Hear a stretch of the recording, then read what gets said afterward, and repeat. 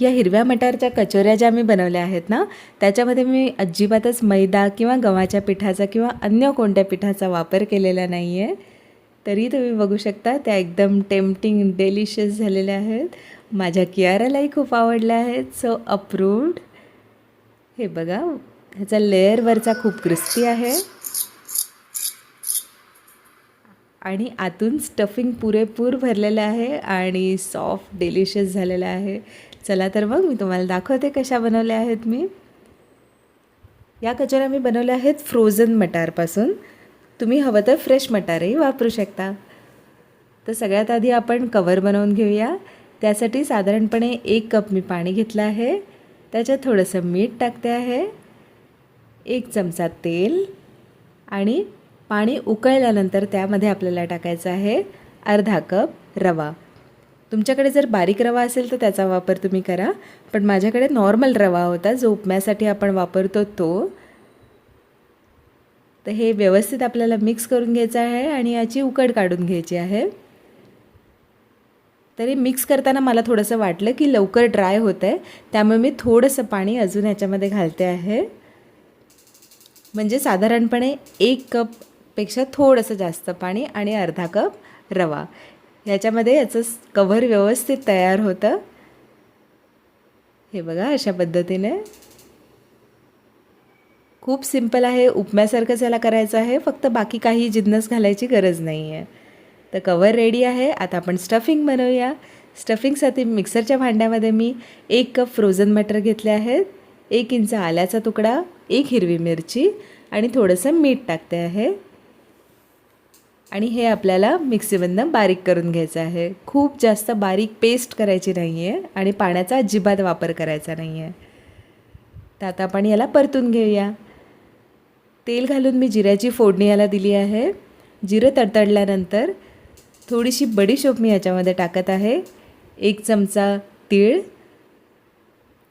त्यानंतर त्याच्यामध्ये घालायचं आहे हिंग आणि थोडंसं हातावर क्रश करून ओवा. ओवा आणि हिंगाने काय होतं ना, पोटासाठी बरं असतं, ॲसिडिटीचा वगैरे त्रास थोडा कमी होतो. हळद घालत आहे, 1 चमचा लाल तिखट आणि 1-1.5 चमचा आपल्याला ह्याच्यामध्ये घालायचा आहे पावभाजी मसाला. यामुळे मटारची टेस्ट खूप छान एन्हान्स होते. तर आपण या मटारची जी भरड काढून घेतली होती ती आपण याच्यामध्ये परतून घेऊया. मी नॉनस्टिक पॅन यूज करत आहे, त्यामुळे मला पाणी घालायची गरज नाही पडली आहे. पण तुम्ही नॉर्मल कढईमध्ये वगैरे करत असाल तर थोडंसं पाणी ह्याच्यामध्ये तुम्ही घालू शकता. हे बघा अशा पद्धतीने मी छान परतून घेतलं आहे. आणि तुम्ही जर फ्रेश मटार वापरत असाल तर तुम्हाला थोडं पाणी घालून हे थोडंसं शिजवून घ्यायला लागेल. फ्रोझन मटार ऑलरेडी बॉइल्ड असतात, त्यामुळे ह्याच्यामध्ये पाणी घालायची अजिबात गरज मला पडली नाही आहे. मिश्रण थोडंसं ड्राय असायला पाहिजे. आता यामध्ये आपण घालूया बारीक चिरलेली कोथिंबीर. त्यानंतर गॅस बंद करून मी याच्यामध्ये लिंबाचा रस घालत आहे आणि परत एकदा छान मिक्स करून घ्यायचं आहे. हे बघा कन्सिस्टन्सी अशी असली पाहिजे, पाणी अजिबात नको. स्टफिंग रेडी आहे. आता आपण रव्याचं जे उकड काढून घेतली होती ना, त्याचं छान असं पीठ मळून घेऊया. हे बघा अशा पद्धतीने हे छान स्मूथ पटकन मळलं जातं. नॉर्मली कधी आपण या रव्याच्या उकडीचे मोदकही बनवतो, बस तशीच उकड काढून घ्यायची आहे याची. आणि याचे आता मी छोटे छोटे गोळे तयार करून घेते आहे. अर्ध्या कपाच्या रव्यामध्ये साधारणपणे 10 मटारच्या कचोऱ्या बनतात. हे बघा अशा पद्धतीने मी छोटे छोटे टेनिसच्या बॉलच्या साईजच्या गोळ्या करून घेत आहे. याच्या 10 गोळे आपले तयार झालेले आहेत. त्यामुळे जे स्टफिंग आहे तेही आपण इक्वल 10 पार्ट्समध्ये डिवाईड करत आहोत. हे बघा छान ड्राय झालेलं आहे आणि अशा पद्धतीने मी साधारणपणे 10 भाग याचे करून घेत आहे आणि याच्याही छोट्या छोट्या गोळ्या आपण बनवून घ्यायच्या आहेत. कन्सिस्टन्सी वाईज बघायला गेलं तर जे वरचं कवर आहे रव्याचं, त्याच्यापेक्षा सारण जे आहे त्याची कन्सिस्टन्सी थोडीशी सॉफ्ट असायला पाहिजे. मग जेव्हा आपण कचोऱ्या बनवतो तेव्हा स्टफिंग आतमध्ये आरामात व्यवस्थित भरलं जातं आणि वरचं कवर आपण त्याला व्यवस्थित बंद करू शकतो. चला तर मग 10 गोळे आपले तयार आहेत. त्यामुळे 10 मटारच्या कचोऱ्या आपल्या बनणार आहेत. हाताला मी थोडंसं तेल लावून घेतलं आहे आणि रव्याचा गोळा हातामध्ये घ्यायचा आहे आणि अशा पद्धतीने त्याची पारी करून घ्यायची आहे. हे बघा, तुम्हाला माहीतच आहे मोदकासाठी आपण जशी पारी बनवतो तशीच पारी करून घ्यायची आहे. त्याच्यामध्ये स्टफिंग भरायचं आणि स्टफिंगला थोडंसं आतमध्ये ढकलत रव्याचं जे कवर आहे ते व्यवस्थित वरतून बंद करून घ्यायचं आहे. अशा पद्धतीने जेव्हा आपण कचोऱ्या बनवतो ना, त्याचे असे फोल्ड्स वरती येत नाहीत. नॉर्मली कसं होतं की मैदा किंवा गव्हाच्या पिठाच्या आपण कचोऱ्या बनवतो, आपण पुरी लाटून घेतो आणि त्याच्यामध्ये मग स्टफिंग भरतो. त्यामुळे काय होतं ना, त्या कणकेचे किंवा पिठाचे वरती असे फोल्ड्स येतात. पण अशा पद्धतीने जेव्हा तुम्ही कचोरी बनवता ना, तेव्हा अजिबात फोल्ड येत नाही. वरती एकदम स्मूथ कवर असतं आणि आतमध्ये खूप सारं भरलेलं स्टफिंग.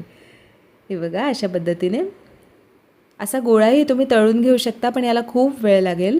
त्यामुळे मी आहे ना याला थोडं चपटं करून घेत आहे. त्यामुळे काय होतं की तळणीमध्ये थोडा कमी वेळ लागतो याला. हे बघा, तुम्ही बघू शकता अजिबात कुठूनही ते फाटलेलं नाही आहे, क्रॅक्स नाही आहेत त्याला अजिबात. प्रॉपर स्मूथ कवर झालेलं आहे आणि आतमध्ये खूप सारं स्टफिंग आहे. मी परत एकदा तुम्हाला दाखवते. अशा पद्धतीने आपल्याला आपण जसं मोदक वळतो तशाच कचोऱ्या वळून घ्यायच्या आहेत. मोदक किंवा साधारण उपासाच्या ज्या कचोऱ्या आपण बनवतो त्याही अशाच पद्धतीने बनवतो.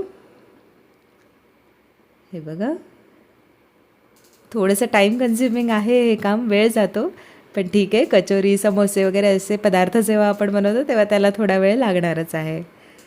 तर चला, 10 कचोऱ्या माझ्या तयार आहेत. तेल तापलं की नाही आपण चेक करूया. तर तेल तापलेलं आहे. गॅसची फ्लेम स्लो ते मीडियम ठेवायची आहे आणि या कचोऱ्या तळून घ्यायच्या आहेत. मीडियम किंवा त्याच्यापेक्षा थोडीशी फास्ट फ्लेम ठेवली ना तर काय होतं, वरची लेअर पटकन गोल्डन ब्राऊन होऊन जाते आणि आतमधनं सारण किंवा कवर जे असतं ते थोडंसं कच्चं राहू शकतं. तर तसं आपल्याला करायचं नाही आहे. त्यामुळे वेळ लागला तरी चालेल, पण आरामात आपल्याला स्लो ते मीडियम फ्लेमवर ह्या छान तळून घ्यायच्या आहेत. हे बघा, अशा पद्धतीने. आणि कवर रव्याचं असल्यामुळे हे तळायला थोडासा वेळ लागतो. नॉर्मल मैद्याच्या कचोऱ्यांसारख्या पटपट तळून होत नाहीत. त्यामुळे हॅव पेशन्स, हळूहळू तळा, पण खूप छान लागतात या. आणि या खुसखुशीत खस्ता कचोऱ्या नाही आहेत. त्यामुळे या तुम्ही ब्रेकफास्टला किंवा लंच डिनरमध्ये ॲज अ साईड डिश तोंडी लावणं म्हणून बनवू शकता, स्नॅक्स म्हणून.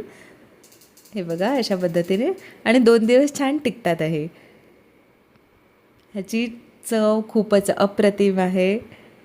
आय विश की तुम्हाला मी चव सांगू शकले असते व्हिडिओमधनं, पण तुम्ही कियाराच्या एक्सप्रेशन्सवरनं बघू शकता. हे खूपच टेस्टी झालेलं. तिला सगळ्याच गोष्टी अशा पटकन आवडत नाहीत. शी इज सो हॅपी. हे बघा, खूपच टेम्पटिंग आणि डेलिशियस झालेल्या आहेत या कचोऱ्या. तुम्ही नक्की ट्राय करून बघा आणि मला सांगा कशा झाल्या होत्या.